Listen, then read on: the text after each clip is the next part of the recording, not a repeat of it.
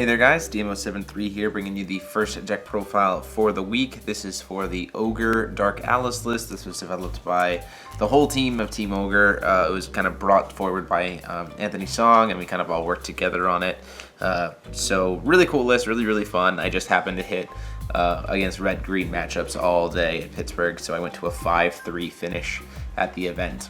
So Dark Alice obviously has the ability of pay 1 darkness and remove a card from your opponent's graveyard, and then she can judgment for free if she has removed 3 cards from your opponent's graveyard. So this is really awesome. Free judgment costs are always good, especially when you're trying to stay low on stones, so it's pretty sweet. And then she flips over into Dark Alice Maiden of Slaughter, 9/9. She has target attack. When she enters the board, when she resolves her effect, she gets to call a number and pop all the Resonators of that number, which is really awesome for a board wipe. And for 2 black, she can God's Art, put a Schrodinger on the board, and then everything your opponent controls on their side of the board until the end of the game gets -2/-2. So even things that come in after you do the God's Art, they get the -2, which is really awesome. For the stone lineup, it is a black-blue moon deck, so we play 4 Black Moon's Memoria, pretty simple, it's black and moon, pretty straightforward. And then 4 of the Dark Depth Stone, which is also important, and then 1 Little Red the Pure Stone, and 1 Moonshade just to help color fix for those blue cards. The deck typically tries to curve out at 3 will, unless you're playing like a heavy control matchup, you're typically going to be sitting at 3 stones, is all you really need to make the deck work. Going into the Resonator count, we run 4 Cheshire Cat. This is pretty standard, straightforward. It's your blocker. It helps you cycle through your deck. It's Cheshire Cat. There's nothing more really to say. 2 Hera for a little bit more draw power and to pop important Regalia like Deathscythe. Primarily, you're going to be popping things like Deathscythe with this, unless your opponent's a Shion player and they have like Hydromonicas. 2 Izanamis. This card is amazing to be able to make your opponent discard stuff at instant speed, plus a 6/6 for 2 is really strong, as we've seen in like Lancelot and stuff like that, so it's good stat-wise. And then if they do kill it, you can just remove a card. You remove it from the grave and make them discard a card. And then the other damage dealer for the deck is 0 Magus of Null. The fact that it has a flashback, quick cast, you can just flash it in, is really good and give your opponent a -2/-2 board state. When stacked with a Walpurgis Knight after his God's Art, that's a -4 board state for the turn, which sets a lot of decks way back.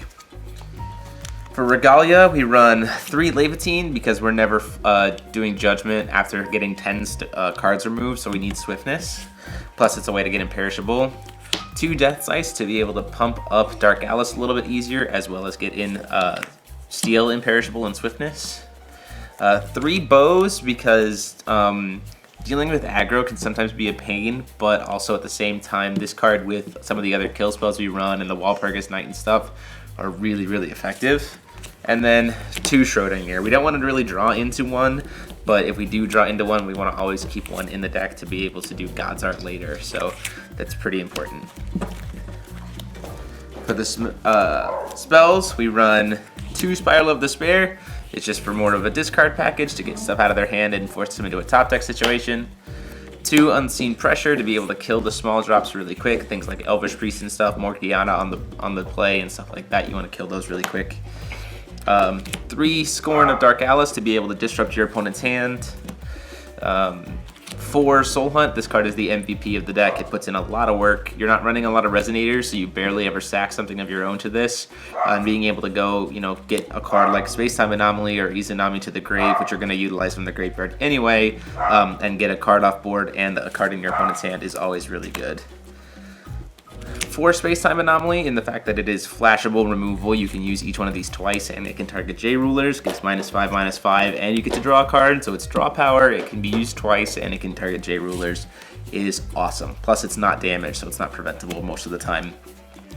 2 Stoning to Death, just to be able to hard kill those things like Guibers that you can't quite kill with the Spacetime Anomaly, and then 2 of Barrier of Shadows to be able to shut down ruler-based decks in the main. For the side deck that we ran for the weekend, I'll go over that real quick. Typically I don't do this, but I ran 2 Alice's Pursuits just for Arthur Pendragon, purely for that. I wouldn't lose games to him in testing, but I would draw games to him, and I don't want to do that, so I just bounce him back to the hand. The 3rd Barrier of Shadows, the 3rd Deathscythe, the 4th Scorn of Dark Alice, the 4th Bow, the third Spiral of Despair, and a Mephistopheles. These were kind of my one-on-ones, just kind of techs for different kinds of decks and matchups that I would see. 2 more Izanamis. If I was going against aggro, I'd want to be able to curve even lower than usual, so I'd usually pull out the Heras for 2 more Izanamis. So I still had some bodies to be able to make some trades with. 2 Lucifers for if I was playing against more control-y decks to be able to, get to higher stones, jam these, and start gaining life. And then, as a little mini package, if I played against a Regalia deck, which I never saw, 2 Black Moons and Conqueror the Black Moon Guild Lapis. This is just you replace Schrodinger's with this, and then Dark Alice with this, and you've got an immediately changed deck that can make a lot of things happen and shut down Regalia decks pretty easy. So there you have it, guys. That is the list. Let me know what you thought about it in the comment sections down below. Go ahead and like, comment, and subscribe as always. And until next time, this is DMO73 signing off.